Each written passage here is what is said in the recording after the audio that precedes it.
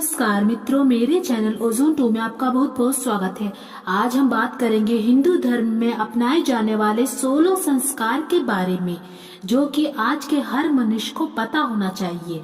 महर्षि वेद व्यास द्वारा स्मृति शास्त्र में इस 16 संस्कार के बारे में विस्तार से बताया गया है। ये सभी संस्कार में किए जाने वाले कार्य पूजा, यज्ञ, मंत्रोच्चारण आदि होता है, जिसका वैज्ञानिक महत्व भी है। इस वीडियो में 16 संस्कार को हम संक्षिप्त में आपके सामने प्रस्तुत करेंगे। तो चलिए शुरू करते हैं। पहला है गर्भधान संस्कार। यह ऐसा संस्कार है जिससे हमें योग्य, गुणवान और आदर्श संतान प्राप्त होती है। शास्त्रों में मनचाही संतान के लिए गर्भधारण किस प्रकार करें, इसका विवरण दिया गया है। इस संस्कार से कामुकता का स्थान अच्छे विचार ले लेते हैं। यह वैज्ञानिक स्तर पर भी साबित किया जा चुका है। दूसरा है पुंसवन संस्कार। यह संस्कार गर्भधारण के 2-3 महीने बाद किया जाता है। माँ को अपने गर्भस्थ शिशु की ठीक से देखभाल करने योग्य बनाने के लिए यह संस्कार किया जाता है। पुंसवन संस्कार के 2 प्रमुख लाभ पुत्र प्राप्ति और स्वस्थ, सुंदर, गुणवान संतान की प्राप्ति है। तीसरा संस्कार है सीमंतोन्नयन संस्कार। यह संस्कार गर्भ के 6ठे या 8वें महीने में किया जाता है। इस संस्कार का फल भी गर्भ की शुद्धि ही है। इस समय गर्भ में पल रहा बच्चा सीखने के काबिल हो जाता है।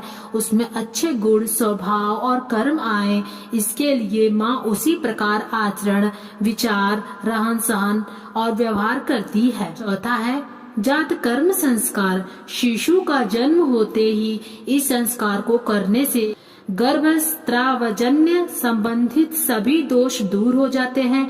नाल छेदन के पूर्व नवजात शिशु को सोने की चम्मच या अनामिका अंगुली से शहद और घी चटाया जाता है।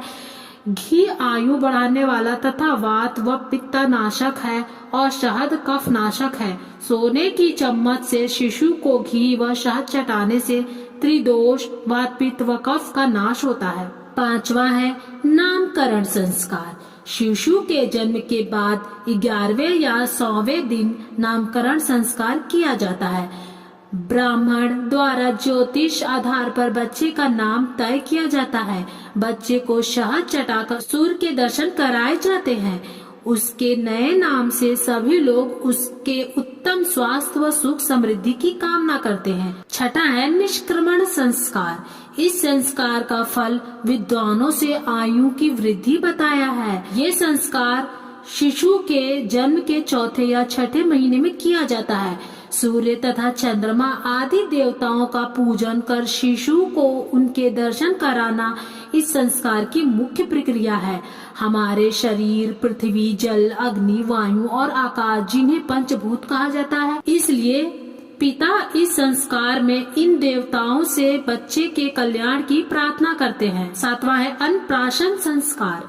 माता के गर्भ में रहते हुए शिशु के पेट में गंदगी चली जाती है, जिससे उस शिशु में दोष आ जाते हैं। अन्नप्राशन संस्कार के माध्यम से उन दोषों का नाश हो जाता है। जब शिशु 6 से 7 माह का हो जाता है और उसके दांत निकलने लगते हैं, पाचन शक्ति तेज होने लगती है, तब यह संस्कार किया जाता है। शुभ मुहूर्त में देवताओं का पूजन करने के बाद माता पिता आदि सोने या चांदी की चम्मच में मंत्र बोलते हुए शिशु को खीर चटाते हैं। 8वां है मुंडन संस्कार। शिशु की उम्र के पहले वर्ष के अंत में या तीसरे, 5वें या 7वें वर्ष के पूर्ण होने पर बच्चे के बाल उतारे जाते हैं, जिसे वपन क्रिया संस्कार, मुंडन संस्कार या चूड़ा कर्म संस्कार कहा जाता है। इसके बाद शिशु के सिर पर दही मक्खन लगाकर स्नान करवाया जाता है व अन्य मांगलिक क्रियाएं की जाती है। इस संस्कार का उद्देश्य शिशु का बल, आयु व तेज की वृद्धि करना है। 9वां है कर्णवेधन संस्कार। इस परंपरा के अंतर्गत शिशु के कान छेदे जाते हैं, इसीलिए इसे कर्णवेधन संस्कार कहा जाता है। यह संस्कार जन्म के 6 माह बाद से लेकर 5 वर्ष की आयु के बीच किया जाता है। मान्यता के अनुसार सूर्य की किरणें कानों के छेदों से होकर बालक बालिका को पवित्र करती हैं और तेज संपन्न बनाती हैं। 10वां है उपनयन संस्कार। इस संस्कार को व्रतादेश व यज्ञोपवीत संस्कार भी कहते हैं। शास्त्रों के अनुसार इस संस्कार के द्वारा ब्राह्मण, क्षत्रिय व वैश्य का दूसरा जन्म होता है। बालक को विधिवत यज्ञोपवीत धारण करना इस संस्कार का मुख्य उद्देश्य है। जनेऊ में 3 सूत्र होते हैं। ये 3 देवता ब्रह्मा, विष्णु, महेश के प्रतीक हैं। इस संस्कार के द्वारा बालक को गायत्री जप, वेदों का अध्ययन आदि करने का अधिकार प्राप्त होता है। 11वां है विद्या आरंभ संस्कार। उपनयन संस्कार हो जाने के बाद बालक को वेदों का अध्ययन करने का अधिकार प्राप्त हो जाता है। इस संस्कार के अंतर्गत निश्चित समय शुभ मुहूर्त देकर बालक की शिक्षा प्रारंभ की जाती है। इसे ही विद्या आरंभ संस्कार कहा जाता है। 12वां है केशांत संस्कार।